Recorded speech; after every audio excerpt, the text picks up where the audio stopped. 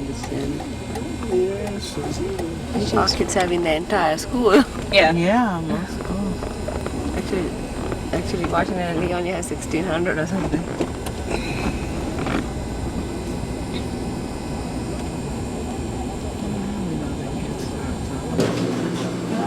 Where? Right there. Oh, I see. Over there, yeah. Oh, he does. Yeah, he's got. You would be quite warm. I am the staff. Okay, right. Here to be here a little bit later. How are you? Good. That's fine. Yes, I know. Yes, how are you? Good. She said she's going. I haven't seen her. No, I can put a barbecue in the back. Hello. How are you? It's nice to see you. It's my pleasure. And that's going on. And asked something and I turned it over to somebody had them call Bryant. No, I'm not. They called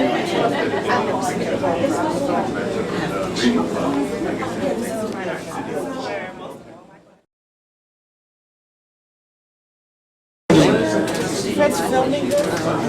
Of course. Hey, Aaron.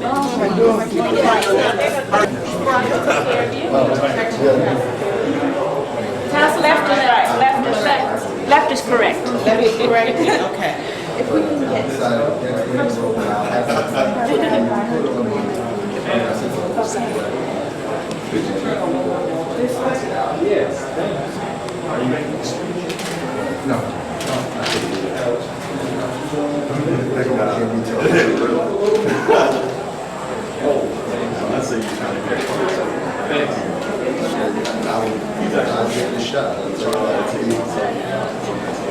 Oh, yeah.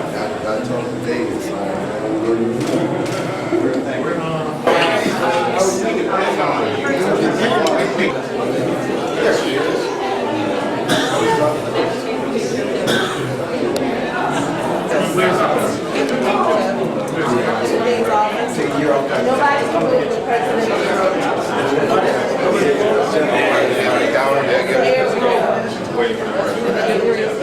We may now take the photograph.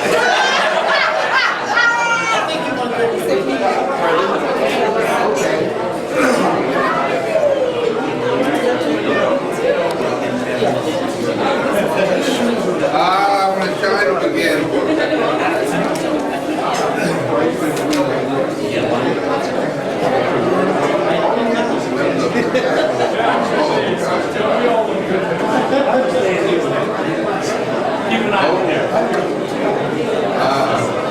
And by the way, I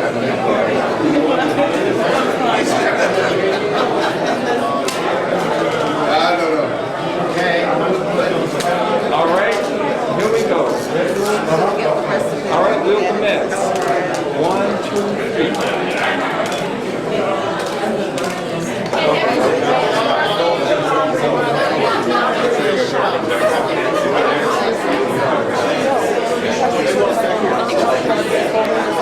Oh, so what do you do? I'm just about. Oh, okay. Go to channel 32.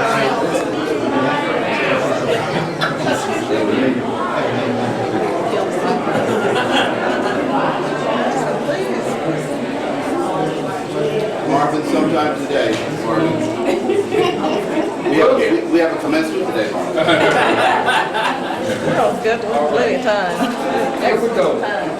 1, 2, 3.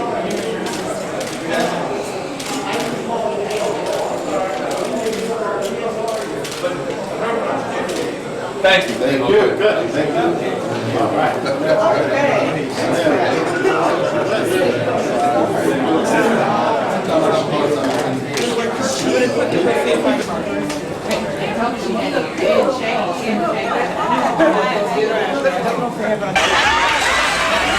can send him anywhere. Anywhere? Yeah.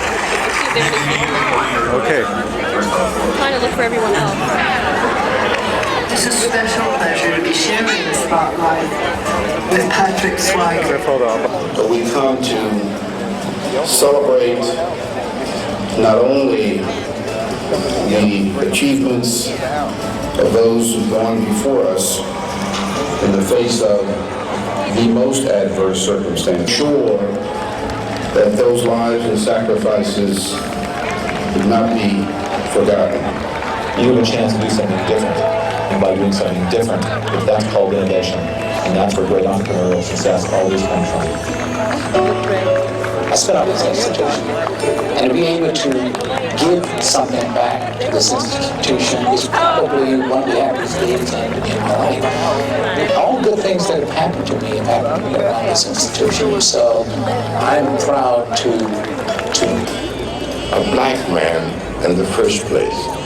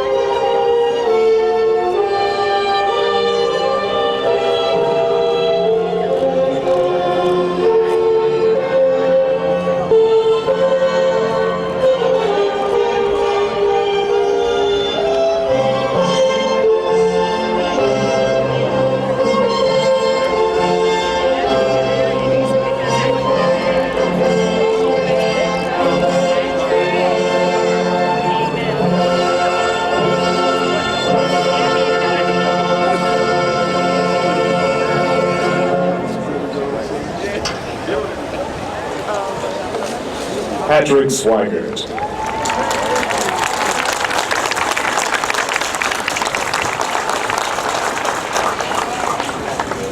Please remain standing for the posting of the colors, followed by the invocation.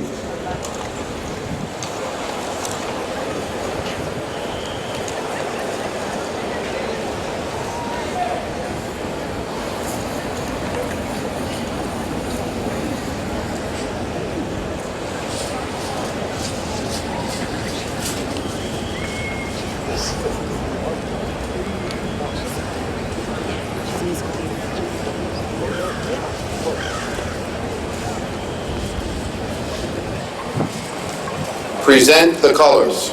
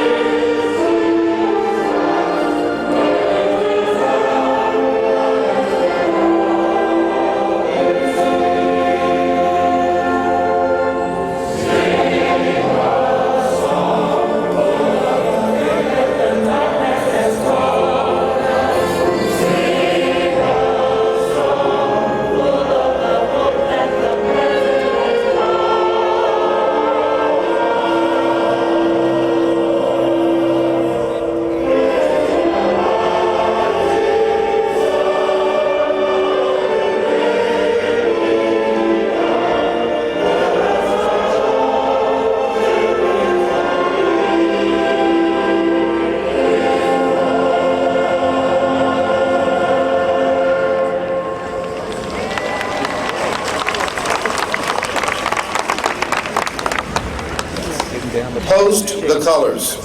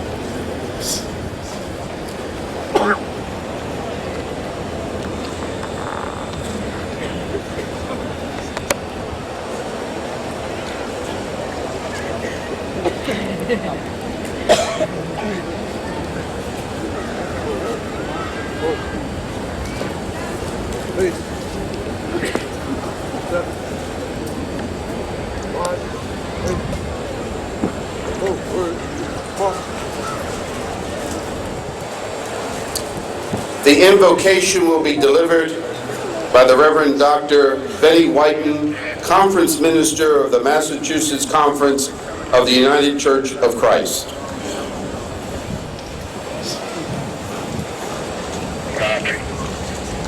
Let us pray. Eternal God, as we gather on this occasion with this diverse company of people, we are mindful that you are known by a variety of names and approached in many ways. Further, you are unknowable and unknown to some and non-existent to others. Yet, knowing you as I do and acknowledging you as maker and sustainer of all things, I am bold to call upon you and to invoke your presence in this briefly formed yet unique community of graduates, family, friends, well-wishers, faculty, staff, and administrators, bound together in that community by this 133rd commencement. It is indeed a time of beginning, and yet there are backward glances to times both difficult and joyous, which shall be cherished even more in years to come. These graduates stand before you, before a newly opened door, facing a future whose contours and dimensions cannot yet be plotted. We pray that they will maintain a posture of continued learning, that the knowledges and skills gained during their sojourn here will lead to personal satisfaction and benefit the whole human family, that the commitment to truth and justice nurtured within this great university will be broadened and deepened and heightened in the years ahead. We are not unmindful of the dedication, the struggles, and yes, the sacrifices that have brought these graduates to this day, and we salute and honor them for their perseverance. May that same spirit infuse their lives in the future, that they may be a blessing as they join their gifts and talents with others in the creation of a more just, human, and humane society for the sake of all peoples everywhere. Amen. Please be seated. Neighbors, members of the University Cabinet, faculty and administration, we gather on this glorious morning to celebrate the remarkable accomplishments of the class of 2001.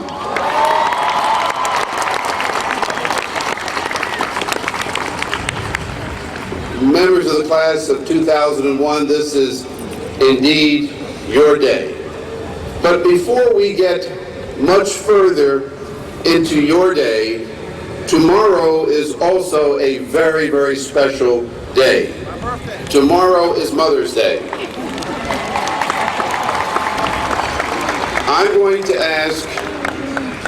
to ask the members of the class of 2001 to stand and say loudly and clearly to Mom and Grandmom and Aunt, Happy Mother's Day.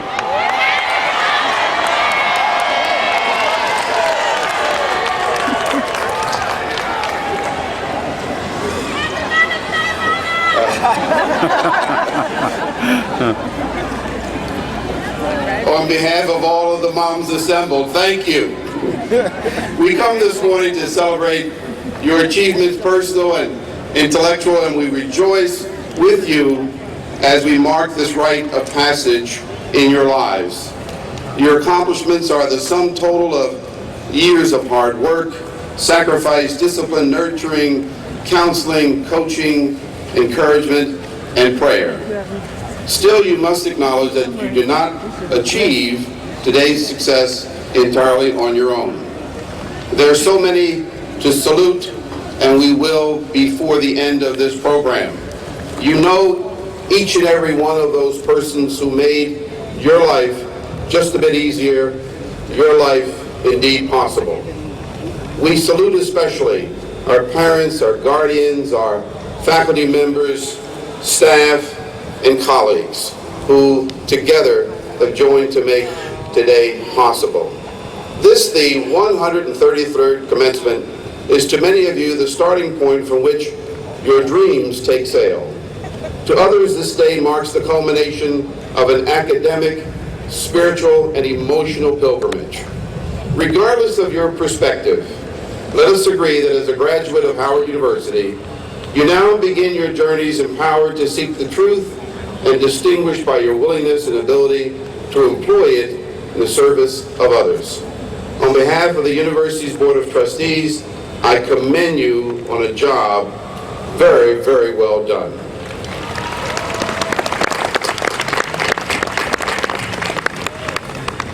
Today we also celebrate the accomplishments of 4 individuals, each of whom has elevated the search for truth and the conviction of service to others to an art form.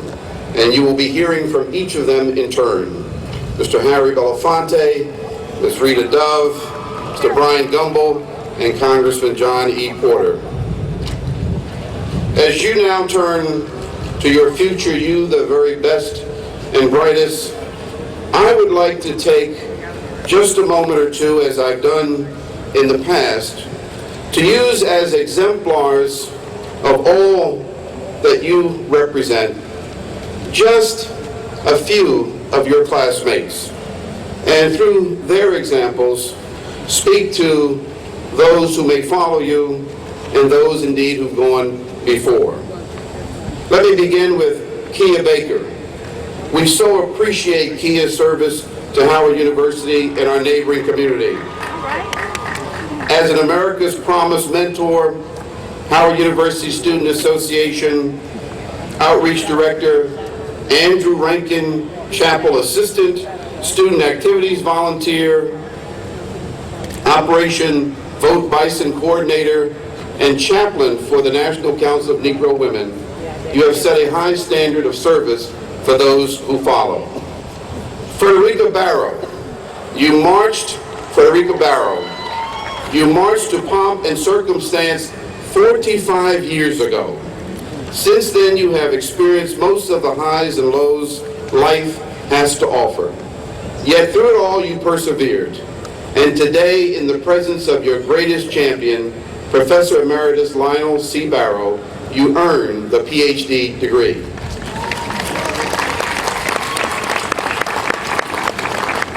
Stephen Claiborne, your contribution to the university community will long be remembered. As a first-generation college student, you embrace all that Howard University has to offer, especially as a member of the Howard Players and as a HUSA volunteer. More importantly, you and your colleagues gave us a terrific Homecoming 2000. Thank you. Nicole Dancy. Your studies in health sciences here at Howard University were characterized by the enthusiasm and passion with which you approached them.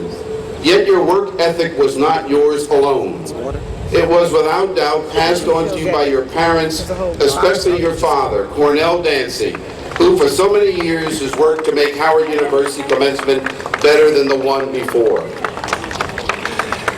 Akiva Johnson, you took great care of your mother during her illness and have adhered with great reverence to her wishes for you to complete your graduate studies in architecture and design. And although she's no longer with us, we know that she is rejoicing in your success today for you to graduate magna cum laude. We share her pride. Lenore Horton, you are a driving force behind the success of the university's Martin Luther King Jr. mock trial debate team, having won the Best Attorney Award in nearly every debate tournament in which the team participated.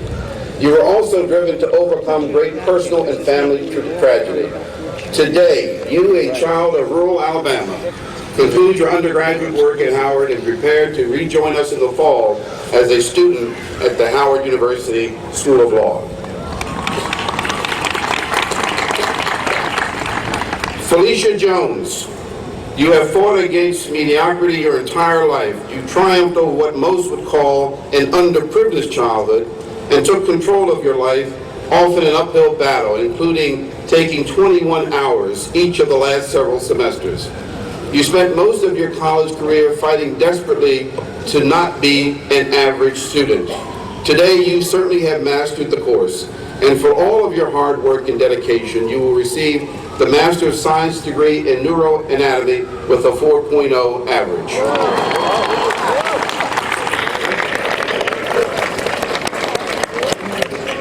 Vincent King Jr., you will receive the bachelor's degree in communications today, and we know that for all the wisdom bestowed upon you by our esteemed faculty, none is more special than that given to you by your father, Vincent King Sr., who works each year to make commencement a success.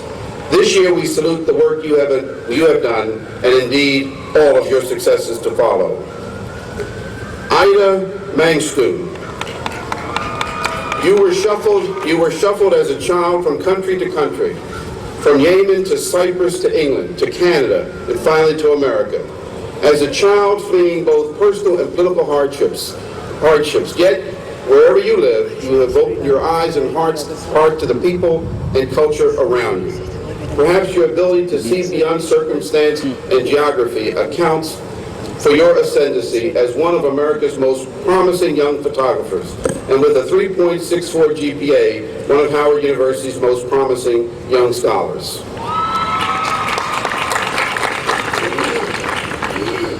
Nancy Platjes. You spent much of your youth in South Africa working as a domestic, cleaning others' homes for nearly 20 years. Yet after joining a street theater company, you broadened your horizons and blossomed in night school. Soon thereafter, you received the bachelor's and master's degree from the University of Cape Town. You arrived here at Howard a Fulbright scholar, earning the master's degree in African Studies only a few years ago.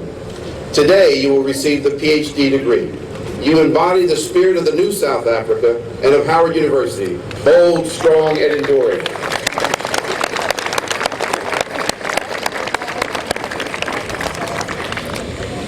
Kendall Richardson, we thank you for cheering Howard on to victory.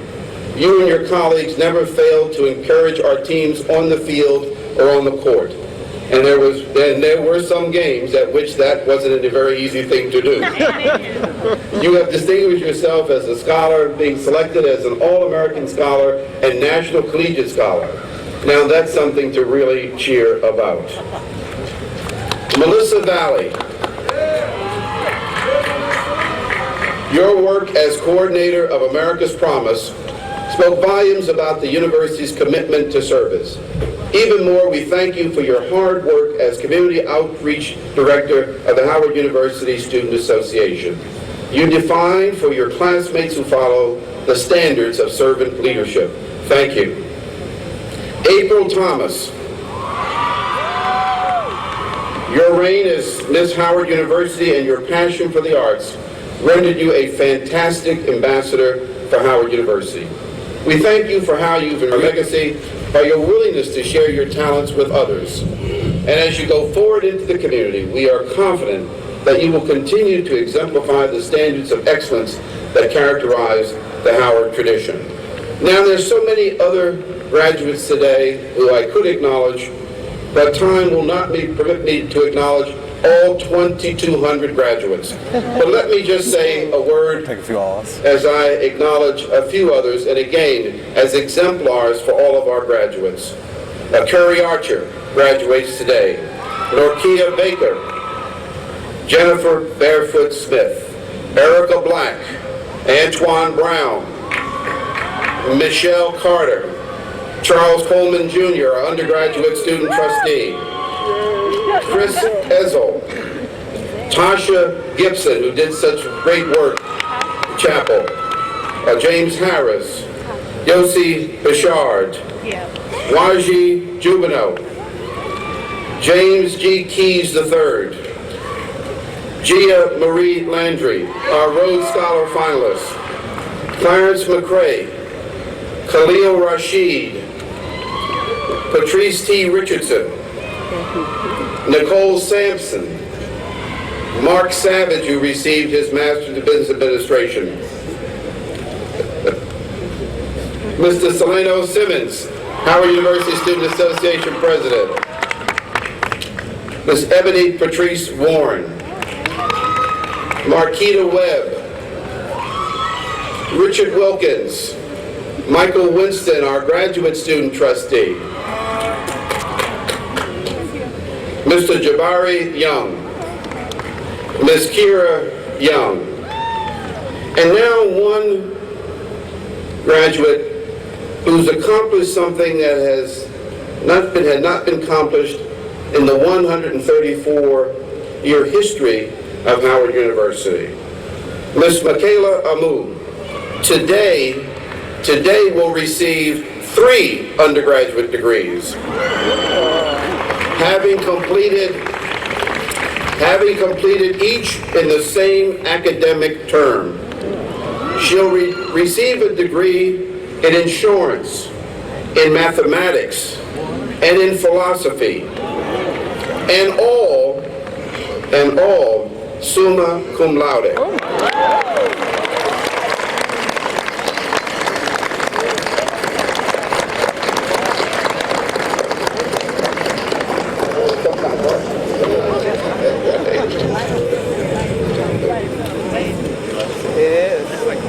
These are merely a few of Howard University's Leaders for America and the global community. And now I'd like to introduce a group of individuals who 50 years ago today stood where today's graduates now stand, ready to take the world by storm, ready to fight for truth and right, ready to chart a new ground in a world of opportunity. Ladies and gentlemen, please join me in welcoming the Howard University class of 1951. Let me give you a call. Yes, please. I appreciate it. I'm sorry to bother you. No problem. I want to, when we name you, we want to get it correct. Sure. Thank you, sir. That's Fred Rita. Thank you, sir.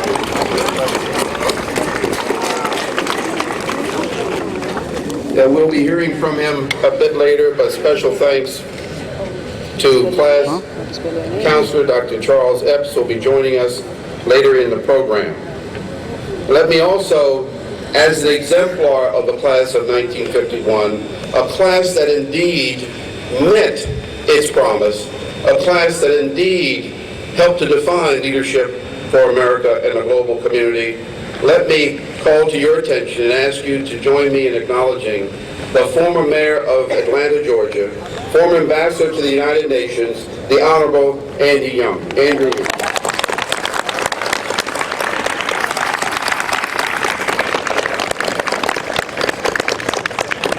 No, Andy was down there. Now I'd like to call to the podium someone who, like the members of the class of 1951, has indeed of this institution, and I can without reservation tell you that the education I received here at Howard is the foundation of any success I have been fortunate enough to enjoy. The instruction, the education, the life skills that you receive here will hold you in good stead as you go forward. Acknowledge your peers sitting next to you and around you. Congratulate each other. And as we look out upon you, as you look out at each other, always remember that Howard University expects excellence. A Howard University requires it. Thank you and congratulations.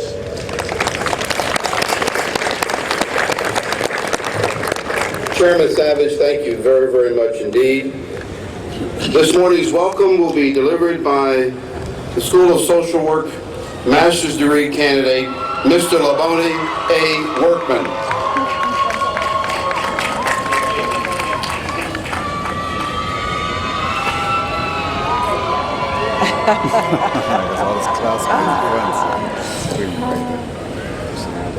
It is my honor and profound pleasure to welcome you to the 133rd Commencement Convocation for Howard University. I am extremely proud to represent the Howard University graduates of the class of 2001, and particularly my fellow classmates in the School of Social Work. On behalf of all my fellow graduates of the class of 2001, we welcome our families, friends, honored guests, and loyal supporters of Howard University. We express our sincere gratitude to our parents, Other Here from the Howard University Choir, a point of personal privilege. My niece, Allison Smith, graduates today from the School of Social Work as well. Family affair. The Howard University Choir with orchestra will now perform The Omnipotence by Franz Schubert. Anita Britton, soprano soloist, J. Weldon Norris conducting.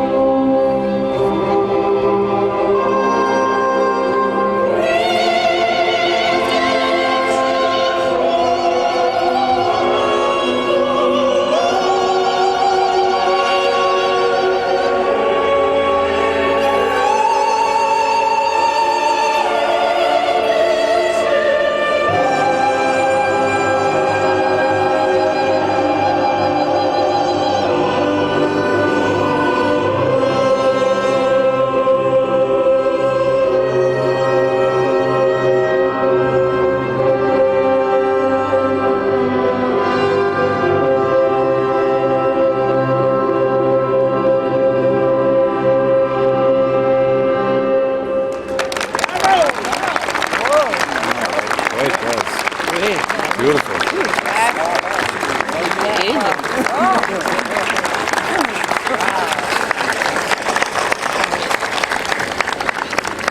The conferring of degrees honoris causa.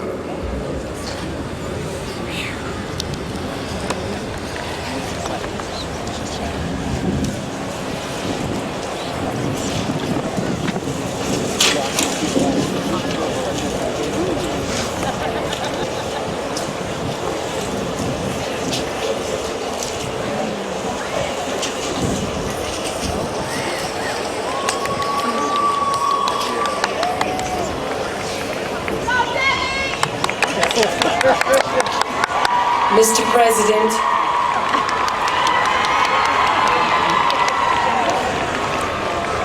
I have the extreme honor to present Mr. Harry Belafonte to receive at your hand the honorary degree Doctor of Humanities.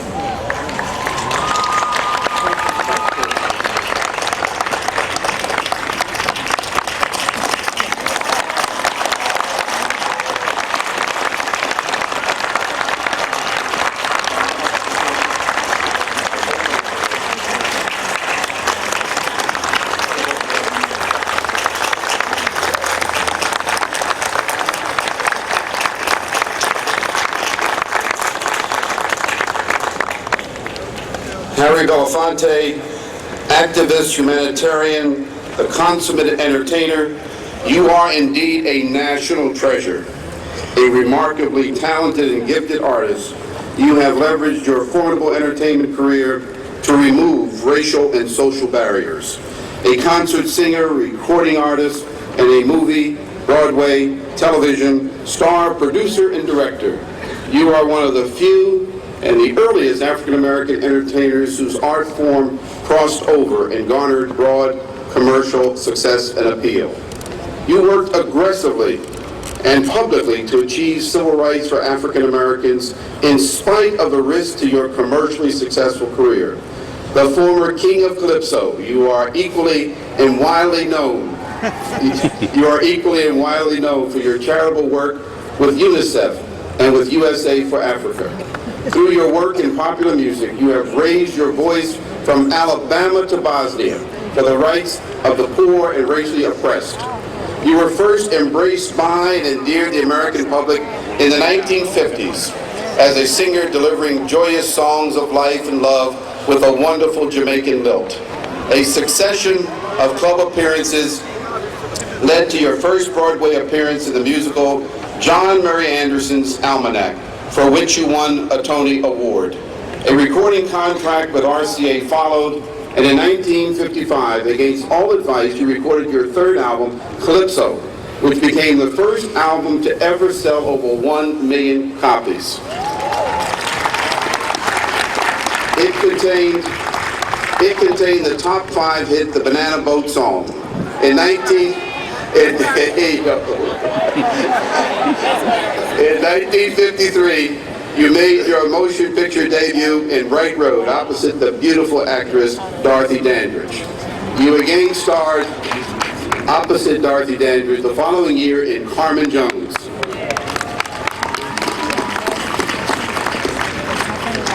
Your other films include Odds Against Tomorrow, The World, The Flesh, and the Devil, Uptown Saturday Night, and Island in the Sun, for which you co-authored the title song.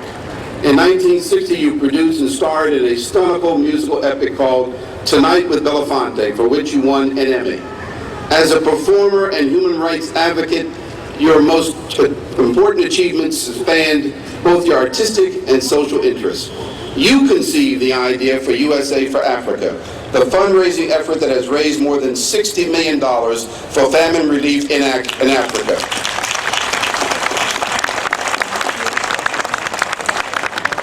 You also helped organize the Hands Across America campaign in the 1980s, raising money for this country's poor and underfed, and played a significant role in a series of farm aid concerts. Thus, the recipient of countless honors and awards for your distinguished career in entertainment and as a world-traveling humanitarian, you have received Among many other awards, the Dag Hammarskjöld Peace Award, Peace Medal, the Nelson Mandela Courage Award, the Drum Major for Justice Award, the Martin Luther King Jr. Peace Prize, a Kennedy Center Honors for Excellence in the Performing Arts Award, and the 1994 National Medal of Arts Award from President William Jefferson Clinton for your contributions to our nation's cultural life. For your many extraordinary accomplishments as both a performer and social activist, the National Academy of Recording Arts and Sciences honored you last year with a Grammy Lifetime Achievement Award. Harry Belafonte, world-class actor, singer, writer, producer, human rights and social activist, humanitarian, and cherished national treasure. Yes. Howard University salutes you today on this historic occasion of its 133rd commencement. We are indeed proud to confer upon you the degree, Doctor of Humanities, honoris causa, and admit you to all the rights and privileges pertaining thereto. I direct that you now be invested with the hood appropriate to this high degree and present you with this diploma. Congratulations, Dr. Belafonte.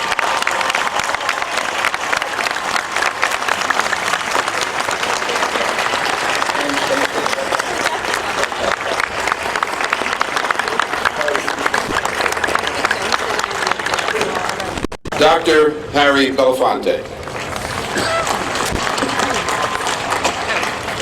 Mr. President, Debbie Allen, I love, to the Board of Trustees, to the faculty, to all of my fellow graduates, all of the parents who are here gathered today, and my fellow honorees. I have been humbled by the experience I have been having these past couple of days here at Howard, because the degree that has been bestowed upon me not only gives me a great sense of personal pride, but it comes at a time when validation has been extremely important. When I was born, America was a land of segregation, officially by law. It was a place where poverty and oppression was greatly known by the masses of black people who made up the populace of this country. I did not have the benefit of being able to go through the world of academic study. Life was cut short for me at the dawning of high school. My mother always plagued over the fact that I did not get a chance to move on to higher study. But divine intervention did give me the gift of art. And also divine intervention gave me mentors that made a difference in my life and how I was to embark upon it. Dr. W.E.B. Du Bois, one of the greatest intellectuals of the 20th century, and Paul Robeson, also one of the greatest intellectuals and artists of the century, were my mentors. They set a course for me that was to be irreversible. In them I found courage, in them I found anointing, in them I found the will to be able to commit myself to the struggles of the people in the world who faced injustice. Paul Robeson once said to me that the purpose of art is not just to show life as it is, but to show life as it should be. And upon his death, in attendance to him in Philadelphia, I asked him if the journey that he had been on had been worth the pain and the struggle that he went through, and he said absolutely. There were many victories that he wished we had experienced, but in fact it was the journey itself that made the difference. He said he had wished that there was one thing he had known at the beginning of life that he had come to know at the close of his life, and that was that in the final analysis, every generation must be responsible for itself. It is true that I walked in a time when I was graced with the presence and friendship of many remarkable men and women. Malcolm X, Dr. Martin Luther King Jr., Fannie Lou Hamer, Ella Baker, my fellow combatant, and a great friend, Andrew Young, and so many who made up the family of my fellow combatants.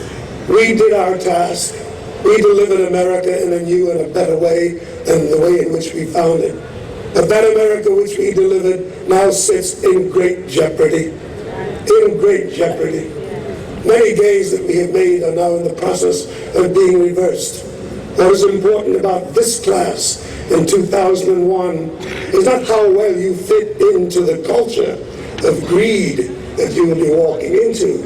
It is how will you use yourself to sustain the victories that have been given to you and move this nation and all of us along.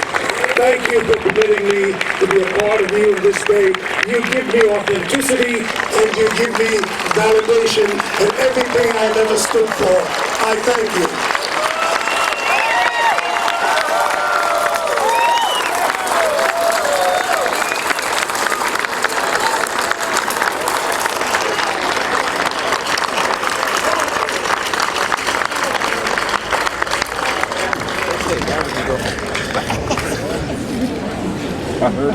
Amen. That can't be tough. Let's go. No, he has a gift. Trustee Elizabeth Early, please present Ms. Rita Dove.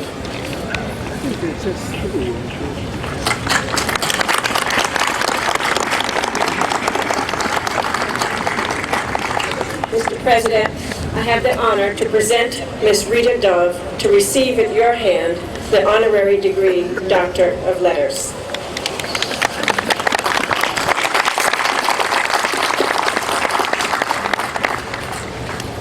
Rita Dove, United States Poet Laureate Emerita, Commonwealth Professor of English, you are a phenomenal artist of broad horizons, an extraordinary and gifted writer of both poetry and fiction, and author of 10 books, including Thomas and Beulah. You won the Pulitzer Prize for Poetry in 1987. In 1993, you were appointed Poet Laureate of the United States and Consultant to Poetry at the Library of Congress, making you the youngest person and the first African American to receive this highest official honor in American letters.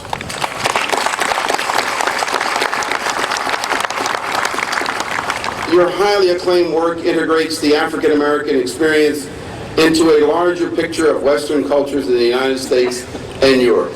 Your writing reflects a broad social awareness, evokes U.S. history, African American culture, and memories of your beloved family.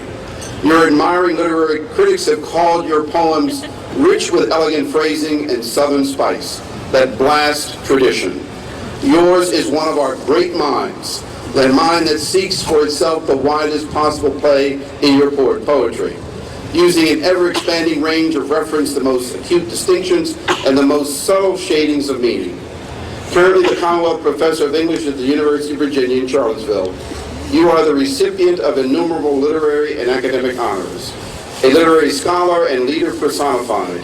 You chaired the National Endowment for the Arts Poetry Panel in 1985 and the Pulitzer Prize Jury in Poetry in 1997, and recently edited the anthology Best American Poetry 2000.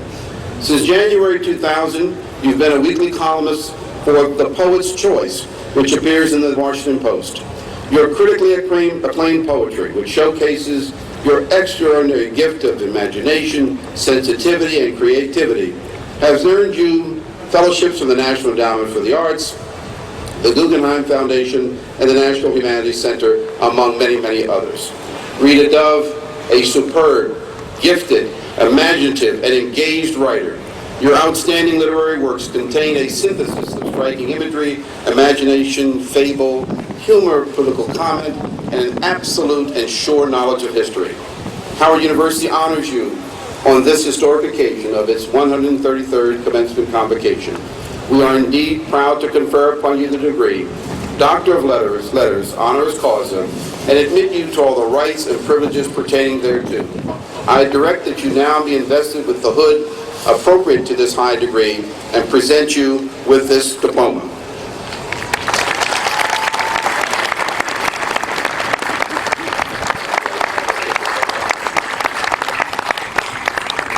Ladies and gentlemen, one of the great voices in America today, Dr. Rita Dove.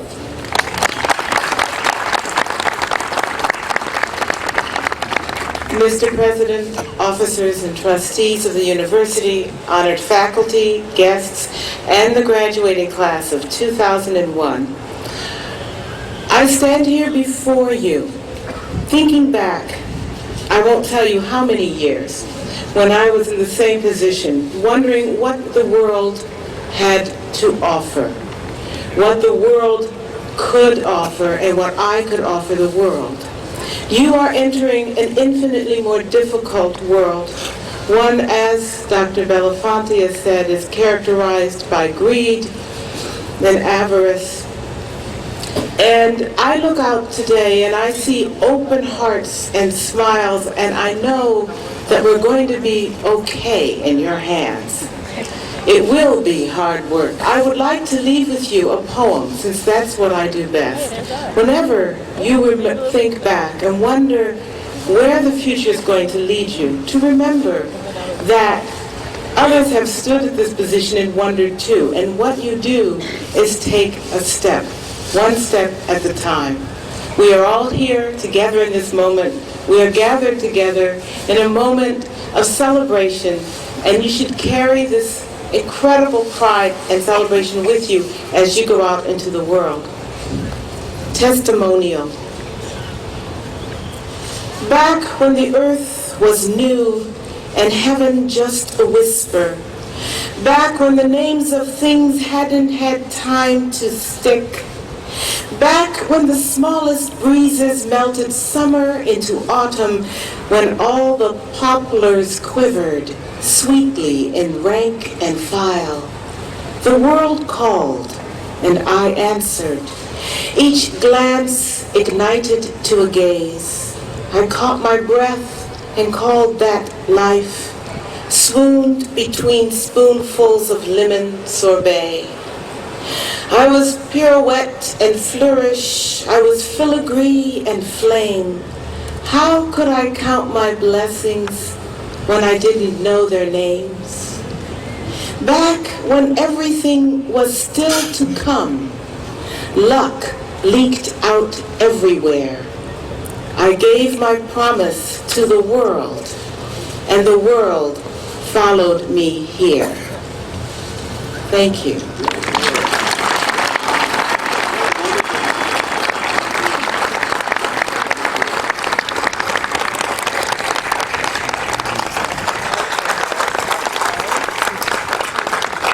Dr. Rita Dove. Chairman Savage, please present the Honorable John Edward Porter.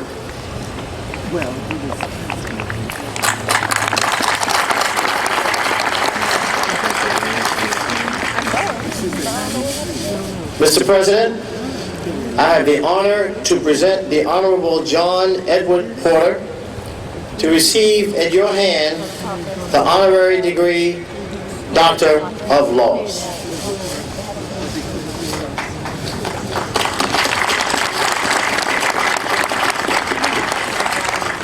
John Edward Porter, distinguished statesman, beloved son of the great state of Illinois, the land of Lincoln, and a most revered public servant, Howard University is indeed highly privileged to honor you as we salute our 133rd graduating class.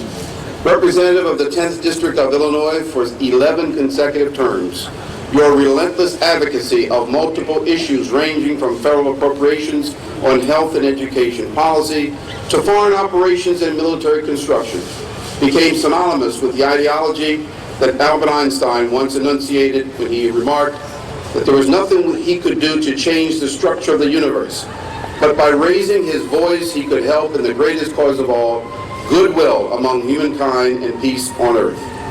Throughout your 21 years of service as a member of Congress, you used your voice to make a difference in the lives of all Americans. Since retiring from political office last year, you've continued your pledge to serve others by returning to your first career as an attorney. You're now a partner with the Washington law firm of Hogan & Hartson, where you provide expert advice and counsel in health law, education policy, legislative strategy, and international and environmental issues. During your peerless years of service in the Congress, you earned the esteemed position of Cardinal, becoming chairman of the Subcommittee on Military Construction Vice Chairman of the Subcommittee on Foreign Operations, and Chairman of the House Subcommittee on Labor, Health, and Human Services and Education.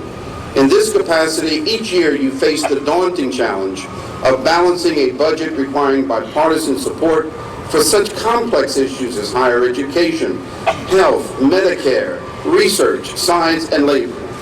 Abraham Lincoln once said, "Nearly all men can stand adversity, but if you want to test a man's character, give him power."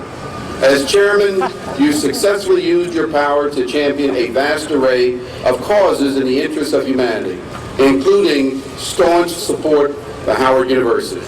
In addition to serving as chairman of the subcommittee on military construction and as vice chairman of the subcommittee on foreign operations, you founded and co-chaired the Congressional Human Rights Caucus, a voluntary association of over 250 members of Congress working to identify, monitor, and end human rights violations worldwide. You sponsored legislation creating Radio Free Asia and served as chairman of Global Legislators, Organized for a Balanced Environment, which is part of a worldwide network of parliamentarians working to coordinate efforts to promote the environment. You are a member of many boards, including the RAND Corporation, Public Broadcasting Service, Research America, and the Foundation for the National Institutes of Health, the Kemper Insurance Companies, and the Population Resource Center. Additionally, you have served as a trustee of the John F. Kennedy Center for the Performing Arts and have received more than 275 awards for your exceptional service in the Congress.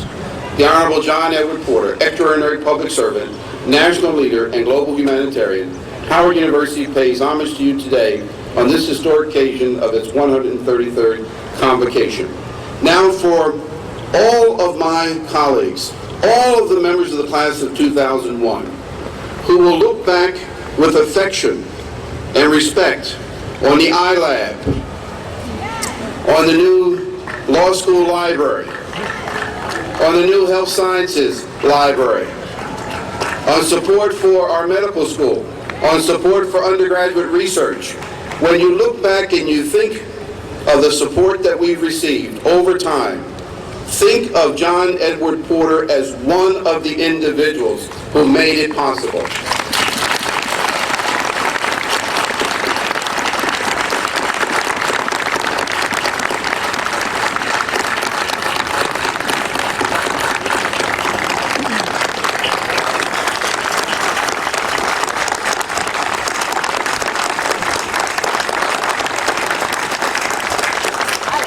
We are now privileged to confer upon you the degree, Doctor of Laws honoris causa, and admit you to all the rights and privileges pertaining thereto.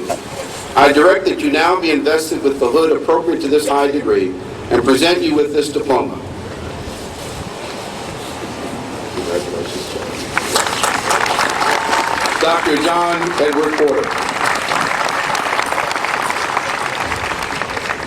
President Swigert, Chairman Savage, and all the members of the Howard University family, I cannot tell you what a great honor it is, both for me personally and as a representative of the United States Congress, to join the class of 2001 as a graduate of this great institution. Howard University will always be in my heart. Thank you so much.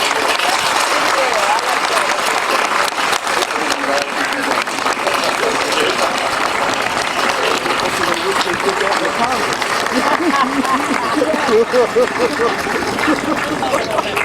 little too late.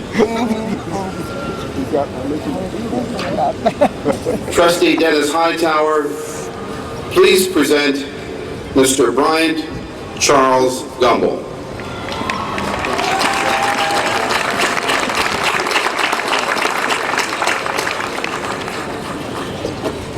Mr. President, I have the high honor and the distinct privilege and pleasure to present Mr. Bryant Charles Gumbel to receive at your hand the honorary degree Doctor of Humane Letters. Bryant Charles Gumbel elegant, dashing, and engaged exemplar of superior broadcast journalism. You bring instant credibility and clout to your incomparable interviews and news reports. You have been the world-class versatile anchor on the early show of CBS News since 1999. Joining CBS News in March 1997, you produced your own primetime magazine, Public Eye, with Bryant Gumbel from 1997 to 1998, and received 2 Peabody Awards, an Overseas Press Club Award, and 2 Emmy Awards. Your remarkable broadcast career began in October 1972, when you were named a sportscaster for KMBC TV in Los Angeles, California. You became the prominent interviewer of superpower leaders, covering foreign wars, presidential elections, international summits, and presidential inaugurations. Your performance with NBC for nearly 25 years before joining CBS in 1997 was unsurpassed in the annals of broadcast journalism. For 15 years, you anchored the Today Show on NBC TV as the first and only black host in its 50-year history.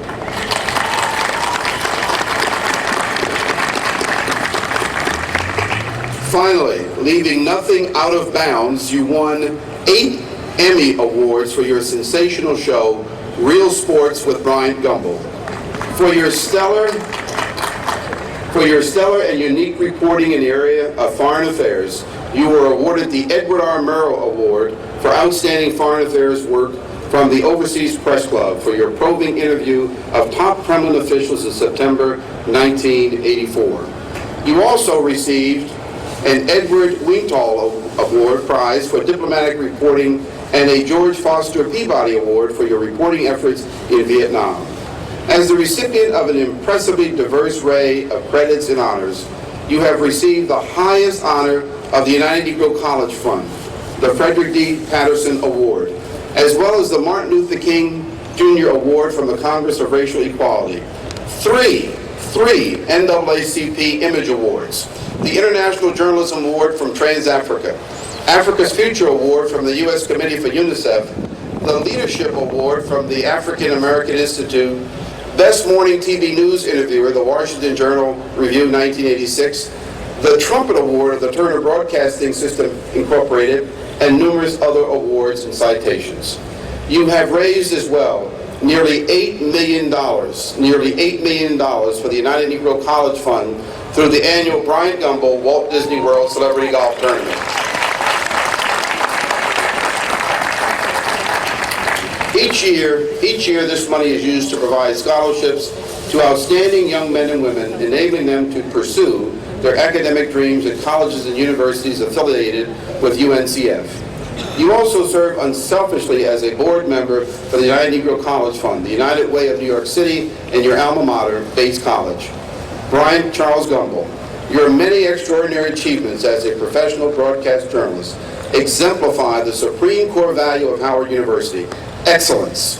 On the occasion of its 133rd commencement convocation, Howard University is indeed proud to confer upon you the degree Doctor of Humane Letters, honoris causa, and admit you to all the rights and privileges pertaining thereto.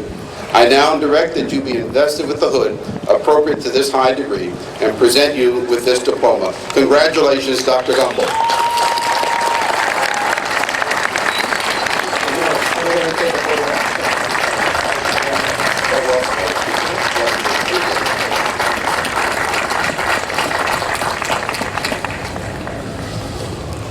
Our 2001 Convocation Orator, Dr. Bryant Gumbel.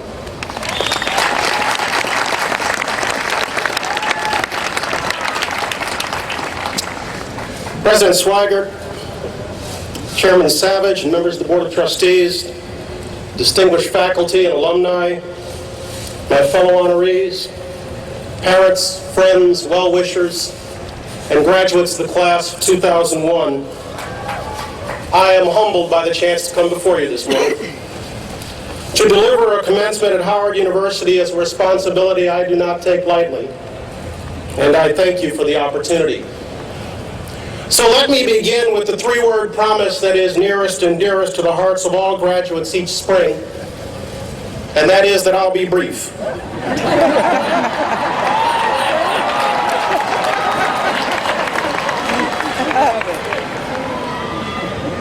I'll be brief because it's too hot for you to sit in the sun while I stand in the shade.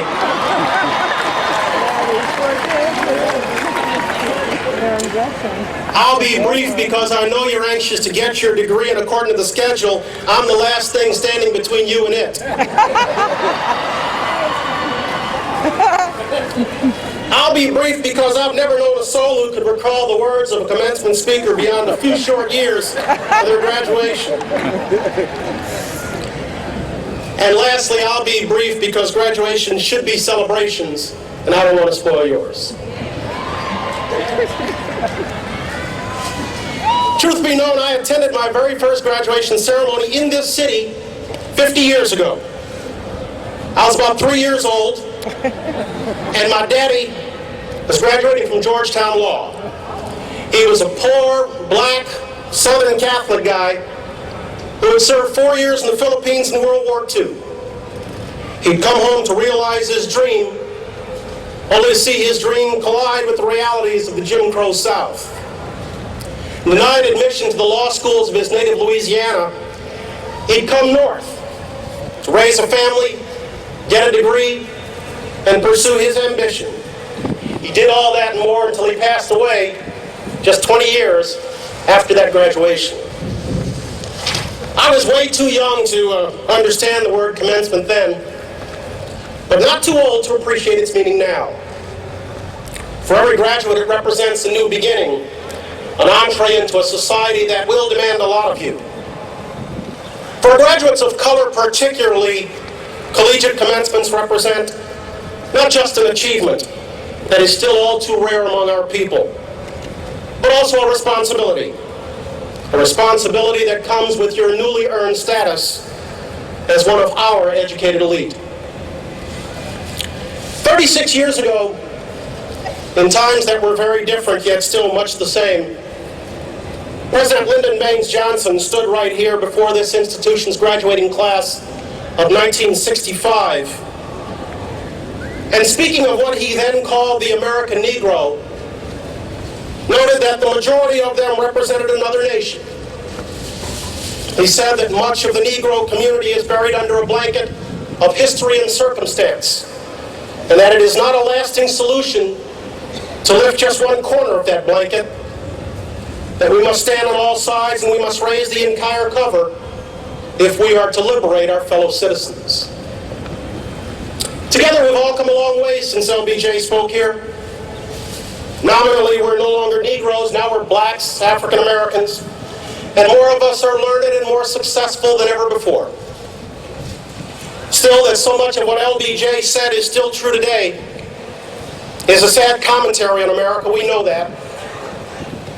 But however painful it may be to admit, today's realities also speak volumes about we, as the privileged people of our race, the learned people of our race, the accomplished people of our race, have and have not done to change the plight of so many who remain distant, disaffected members of our society. While we should never join the chorus of those who are quick to blame the victim, we should take a hard look at ourselves and ask if we're not tolerating too much and asking too little.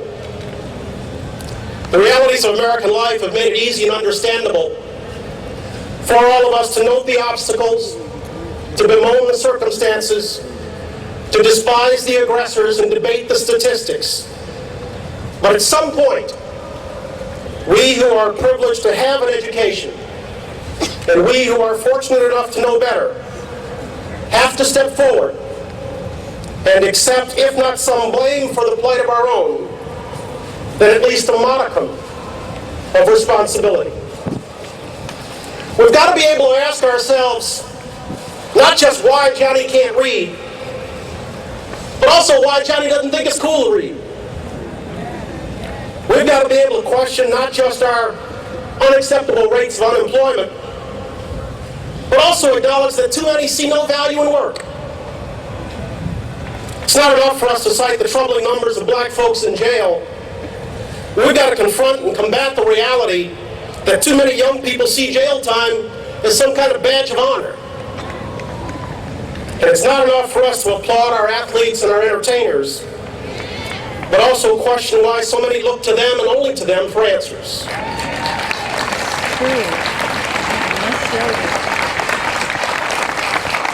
I'm not suggesting that the responsibility for all that and more is yours. You're entitled to live a rich life and enjoy it. Capitalism has its rewards. You should earn them and you should enjoy them.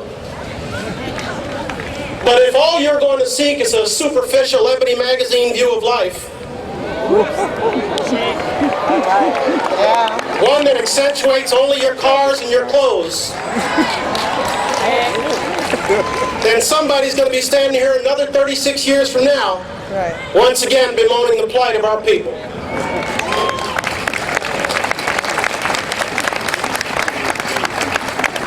You know, millions of Americans get caught up in the TV show Survivor these days, and I guess I'm one of them. I'm a fan. I am, despite the fact that every game has only 2 black players who always wind up on the same team and never make it to the finals. Well, instead the game replicates life. Well, for African Americans, that is sadly true. Because black people in America live Survivor every day. We endure, we commune, we compete, and more often than not, we get voted out for the silliest of bogus reasons.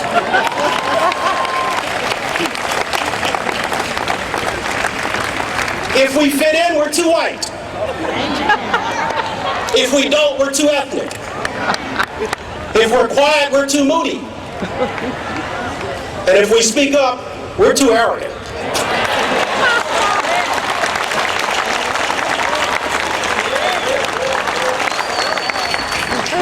It ain't fair, but like that combative chick Jerry asked her Survivor colleagues in the Outback, since when is this supposed to be fair? It's not fair. But you and I both know that much is asked of those to whom much is given. And if you want all the plaudits and acclaim that come with your cap and gown today, then you got to pay the fiddler. None of us who salute you today ask or expect you to upend your life for the sake of society or the betterment of others. No. What we do expect, and what it's way past time for all of us to do, is very simple. And that is to have the courage of your convictions and not trade that for acceptance in the name of community.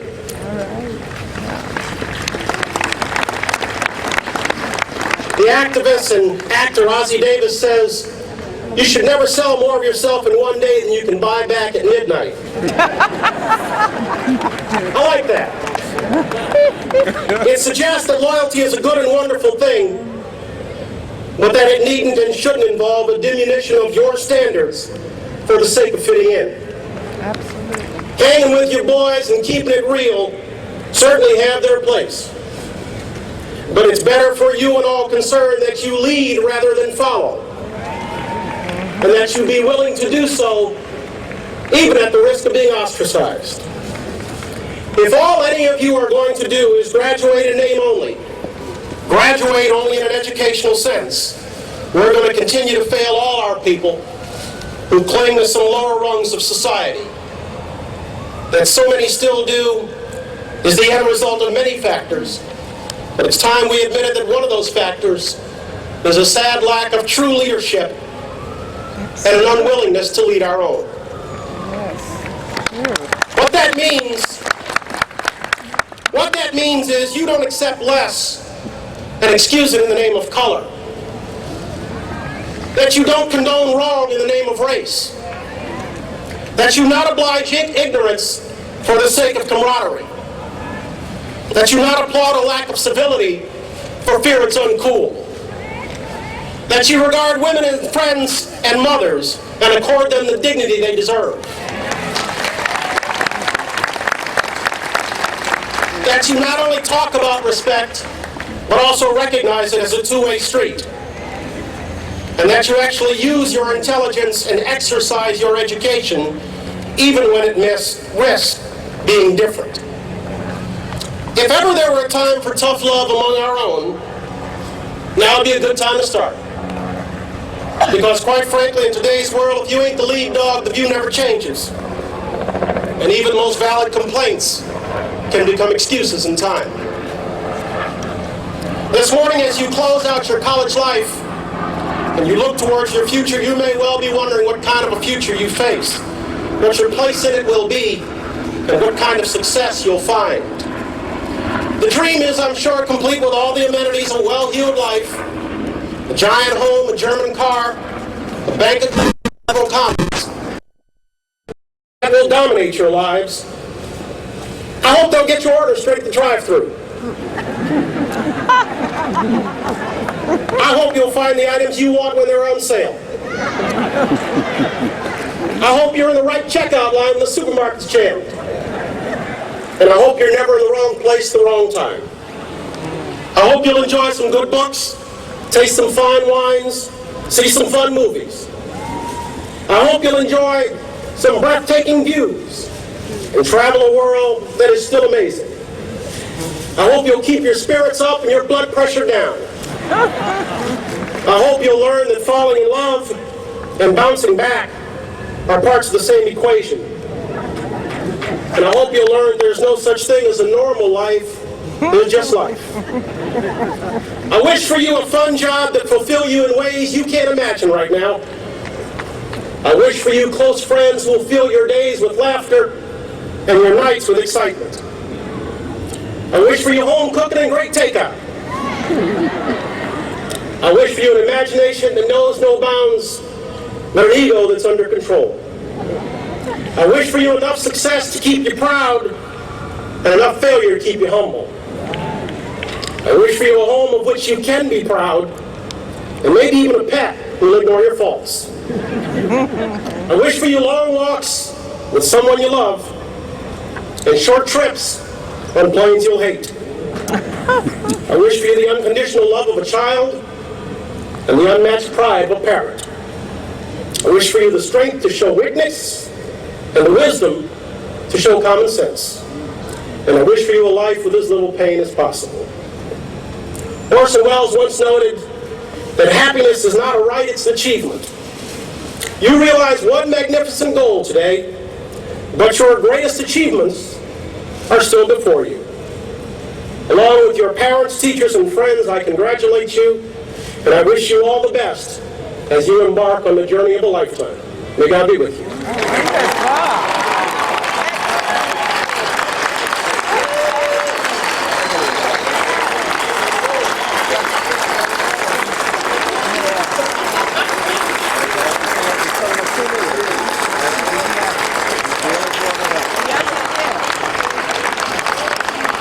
Dr. Bryant Gumbel.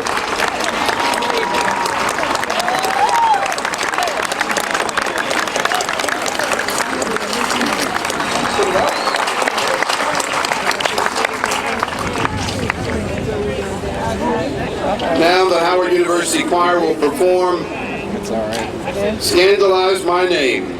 Paul Johnson, arranger.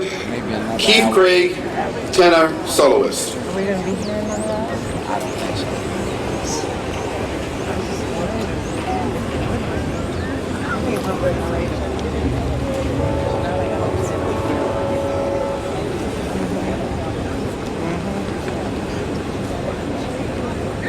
Well, I met my sister the other day, give her my right hand, just as soon as ever my back was turned, check his hand off my name.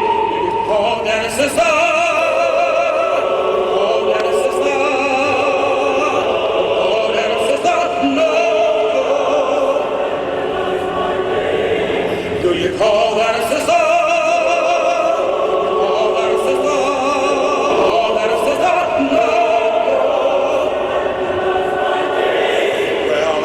My brother the other day, giving my right hand, just as soon as ever my back was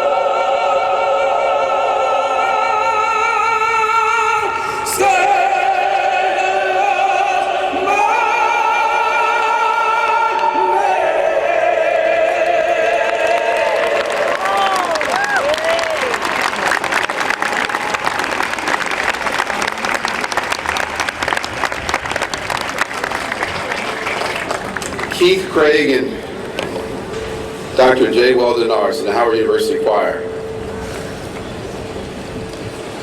In recognition of the transfer of knowledge from the faculty to the students of the classes of 2001 and their attainment of academic excellence in course, the faculty commencement marshal shall now salute the class of 2001 for a job well done.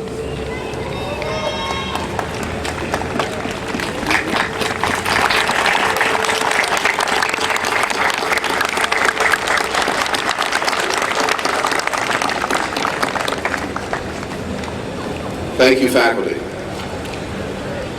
The conferring of degrees in course.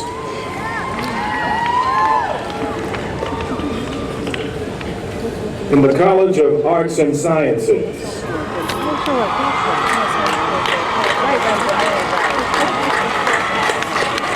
the candidates will be presented by James Donaldson, Dean.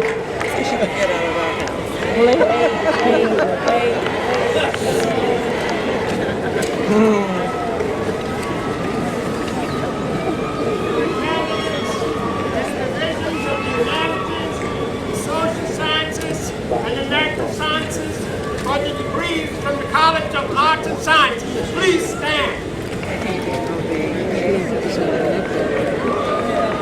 Will the candidates for the College of Arts and Sciences please stand?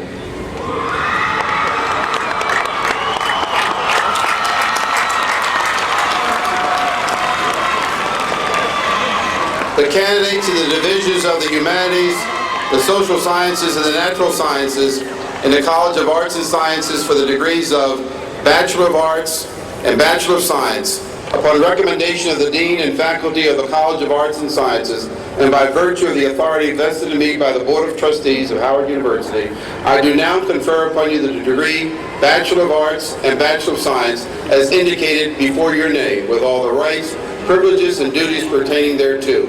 I direct that you now be invested with the hood appropriate to this degree. Congratulations. In the Division of Fine Arts,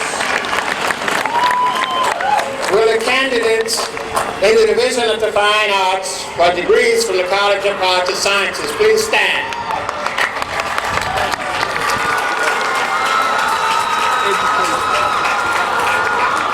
Mr. President, upon the recommendation of the faculty of the College of Arts and Sciences, I have the honor to present these candidates for the degrees Bachelor of Arts, Bachelor of Fine Arts, Bachelor of Music, Bachelor of Music Education, Masters of Fine Arts, Masters of Music, and Masters of Music Education.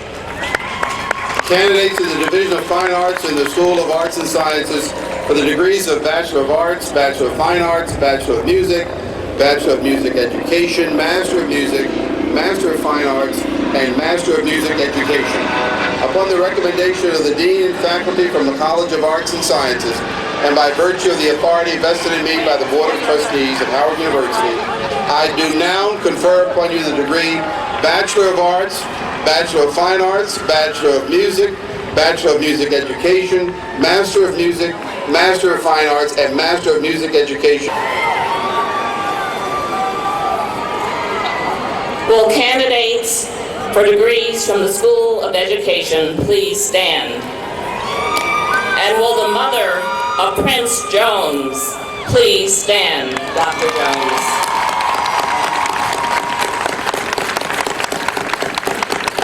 Mr. President, upon recommendation of the faculty of the School of Education, I have the honor to present these candidates for the degrees of Bachelor of Science, Master of Education, Master of Arts and Teaching, and the Certificate of Advanced Graduate Study.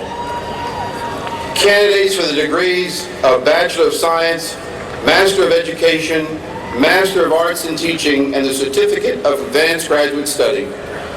Upon recommendation of the Dean and faculty of the School of Education, and by virtue of the authority vested in me by the Board of Trustees of Howard University, I do now confer upon you the degrees of Bachelor of Science, Master of Education, Master of Arts in Teaching, and the Certificate of Advanced Graduate Study as indicated before your name, with all the rights, privileges, and duties pertaining thereto. I direct that you now be invested with the hood appropriate to this degree. Congratulations to you all. Congratulations. The School of Communication. The candidates will be presented by Jeanette L. Dates, Dean.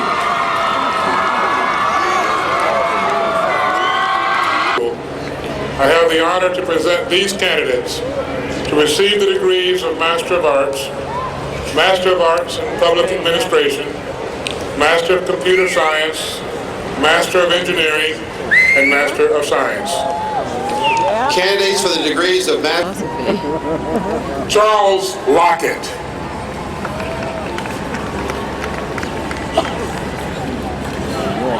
Sharon Farmer. Yes. Jacket's going over the head. Janet Johns Gibson. Joy Okereke Orugungwa. Corey Dickens. Bernie Williams. Jamila A. Mitchell. James Ballard III. Virginia Weaver. Ebenezer. How did you enjoy the ceremony?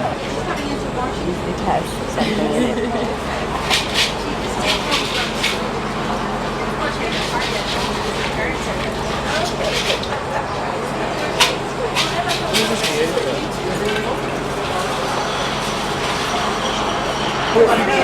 Now you can come. I can approach this way.